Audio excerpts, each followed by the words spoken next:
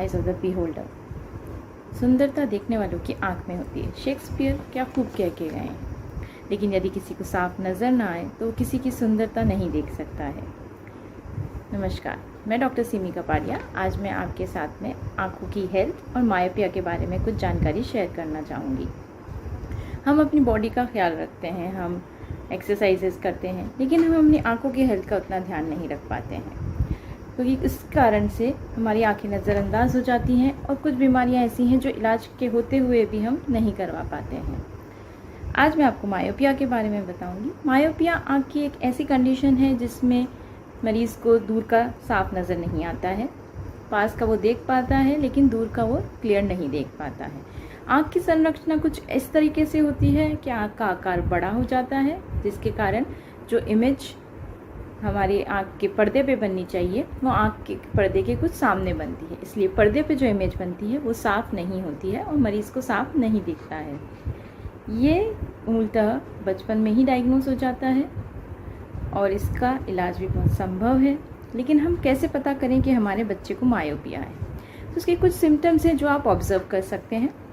जैसे कि बच्चा यदि टीवी देखता है तो बहुत नज़दीक से देखने लगता है, या स्कूल में भी वो आगे की बेंच पे बैठना प्रेफर करता है। थोड़ा सा बच्चा इंट्रोवर्ट हो जाता है, मतलब कि वो अपने में रहना पसंद करता है, पढ़ना या अपना अपना काम करता है, दूर की चीज़ों से वो थोड़ा अनअवेयर रहता है। कभी कभी बच्चा ऐसे साफ देखने के लिए अपनी आँखों को कुछ इस तरीके से स्क्वीज़ करके रखेगा, या बार बार ब्लिंक करता है, बार बार पलक झपकाता है क्योंकि उसे साफ नज़र नहीं आ रहा होता है। या फिर वो कभी कभी आँख को रब करने लगता है in order to see clear. साफ देखने की कोशिश में वो अपनी आँखों को रब करने लगता है। इन सब सिम्टम्स को यदि आप अपने बच्चों में ऑब्जर्व करते हैं तो आप सस्पेक्ट कर सकते हैं कि उसको मायोपिया हो सकता है और उसका आप चेकअप कराने के लिए ले जा सकते हैं। इसका ट्रीटमेंट बहुत आसान है। चश्मे से, कॉन्टैक्ट लेंसेज से, या यदि बहुत ज़्यादा है तो रिफ्रैक्टिव करेक्टिव सर्जरी से भी ये ठीक हो सकता है। इसमें कुछ खतरे की बातें ये हैं, क्योंकि जैसे मैंने आपको बताया कि आँख का आकार क्योंकि बड़ा हो जाता है तो पर्दा थोड़ा खिंचता है, जिसके कारण पर्दा कमज़ोर हो जाता है, पर्दे में छेद होने के चांसेस रहते हैं, या पर्दा खिसक सकता है उस छेद के कारण। दूसरा ये है कि ये मायोपिया जो होता है ये कभी कभी उम्र के साथ में इस चश्मे का नंबर बढ़ता चला जाता है, जिसको कि हम प्रोग्रेसिव मायोपिया कहते हैं। ये भी एक उसका खतरा है। तो हमें इसलिए बच्चों की रेगुलर चेकअप्स कराने चाहिए, ताकि यदि नंबर बढ़ रहा है तो नंबर चेंज करके दें, या कुछ दवाइयाँ इस तरीके की उपलब्ध हैं जिसको दे करके नंबर जो बढ़ना वो रोका जा सकता है। अब दूसरा ये है बात है कि किन बच्चों में हम ये समझ सकते हैं कि नंबर ज़्यादा बढ़ेगा। तो उसमें कुछ रिस्क फैक्टर्स हैं, जैसे कि जिनकी फैमिली हिस्ट्री है, माताजी या पिताजी को बड़ा चश्मे का नंबर रहा हो, या जिस बच्चे को चश्मे का नंबर छोटी उम्र से लगने लगा हो। अब क्योंकि आजकल की हमारी जो लाइफस्टाइल है उसमें आउटडोर एक्टिविटीज़ बच्चों की बहुत कम हो गई हैं, वो भी एक रिस्क फैक्टर होता है मायोपिया के लिए।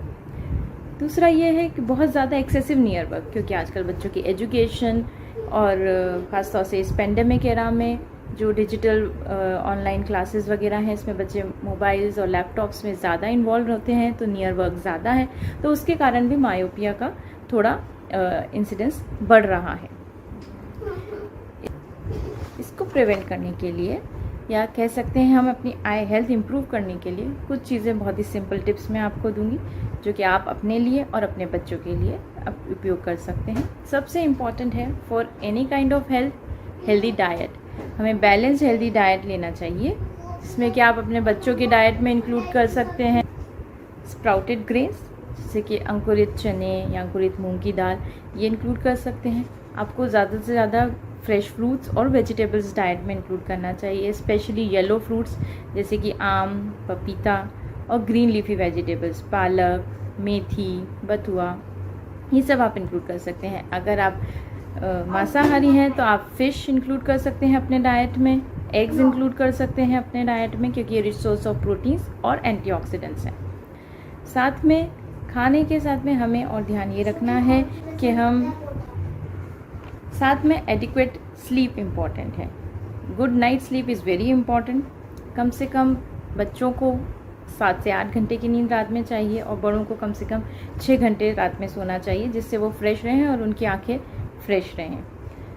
तीसरी इम्पॉर्टेंट बात है एडिक्वेट लाइटिंग। जब भी हम अपनी पढ़ाई करते हैं, चाहे वो पेपर पे पढ़ें या हम स्क्रीन पे पढ़ रहे हों, एडिक्वेट इल्यूमिनेशन होना चाहिए। और साथ में जो रूम है जहाँ पे हम बैठे हैं वो भी एडिक्वेटली लिट होना चाहिए। चाहे आप स्क्रीन पे पढ़ें, आपका रूम लिट होना चाहिए। अगर आप पेपर पे पढ़ रहे हैं तो आपको टास्क डायरेक्टेड लाइट्स होती हैं, जैसे कि जिसको कि हम टेबल लैम्प्स बोलते हैं। जो पेपर जो आप पढ़ रहे हैं वो एकदम लिट होना चाहिए ताकि आप अच्छे से उसको साफ से पढ़ सकें। ग्लेयर पेपर कम से कम होने चाहिए ताकि आपको ग्लेयर ना हो पढ़ने के लिए। कोशिश करें कि जो स्क्रीन टाइम है बच्चों का वो कम रहे। जितना उनका स्कूल की क्लासेस हैं, ऑनलाइन क्लासेस के लिए है, उतना वो उसमें इन्वॉल्व हो। बाकी टाइम वो आउटडोर एक्टिविटीज़ थोड़ी अपनी इंक्रीज़ करें। आप उनके साथ इन्वॉल्व हो, उनके साथ पर्सनली खेलें। और अगर जो वो पढ़ते भी हैं तो वो बीच बीच में हम एक 20-20 का रूल बोलते हैं। अगर आप 20 मिनट्स स्क्रीन पे पढ़ रहे हैं तो उसके बाद में आप 20 सेकेंड्स के लिए 20 फीट दूर एक चीज़ देख सकते हैं, तो उससे आपकी आंखें रिलैक्स हो सकती हैं।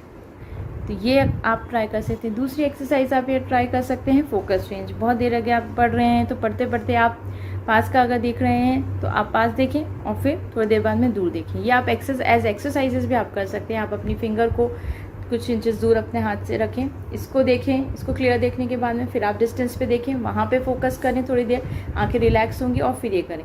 ये आपका चेंज ऑफ फोकस की वजह से जो एस्थेनोपिक सिम्टम्स होते हैं, आँख में भारीपन वगैरह होगा। साथ में हमें अपनी आँखों की हाइजीन यानी कि सफाई पे भी ध्यान रखना है।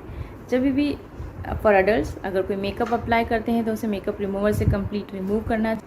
रेगुलर आई चेकअप सबसे ज़्यादा इम्पॉर्टेंट है। बच्चों के लिए ख़ास तौर से एग्जामिनेशन हर 6 महीने में हमें कराना चाहिए, क्योंकि यदि नंबर चेंज हो रहा है तो हम नए ग्लासेस बनवा सकते हैं, और यदि बढ़ रहा है तो हम उसमें कुछ ड्रॉप्स दे सकते हैं जिससे ये चश्मे का नंबर बढ़ना रुक सकता है। बड़े लोग भी अपने हर ईयरली अपने आई एग्जामिनेशन कराएं ताकि उनका चेकअप हो सके। धन्यवाद।